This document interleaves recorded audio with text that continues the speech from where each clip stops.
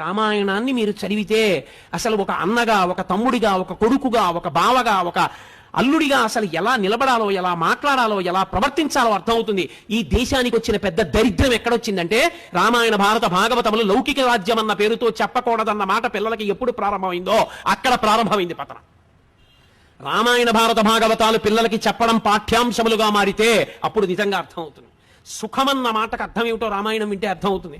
ఒక్క మాట అన్నాడు దశరథుడు, ఒరేయ్ నాన్న, నేను కైకమ్మకి మాట ఇచ్చానని కదా వెళ్ళిపోతున్నావు, ఒక్క పని చేయరా, నేను కైకమ్మకి మాట ఇచ్చాను, రాజ్యం తీసేసుకోమని అయిపోయిందిగా, నా పని అయిపోయింది, ఒక్క పని చేయి, రాజ్యం క్షత్రియ భోజ్యం, నేను 60,000 సంవత్సరముల వయస్సు పెద్దవాడిని అయిపోయాను, నీ ముందు నిలబడి యుద్ధం చేయలేను, యుద్ధం చేసి బాణాలతో నన్ను కొట్టేసి బంధీకృతుణ్ణి చేసి కారాగారంలో పరేసి రాజ్యం తీసేసుకోరా, నేను కారాగారపు ఊచల్లోంచి నిన్ను చూస్తూ బతికేస్తాను రా, నిన్ను చూడకుండా ఉండలేను రా అన్నాడు. అది తండ్రి అంటే కొడుకు అన్న రామచంద్రమూర్తి అన్నారు, నాన్న, తండ్రిని సత్యవాక్య పరిపాలకుణ్ణి చేసి తండ్రిని ఊర్ధ్వలోకముల యందు నిలబెట్టినవాడు కొడుకు, అంతేగాని రాజ్యం కోసం అలా చేయనా, వద్దు నాన్న, ఎన్నాళ్ళు 14 ఏళ్ళు తిరిగి వచ్చేస్తానని వెళ్ళిపోయాడు. అది కొడుకు, అది తండ్రి.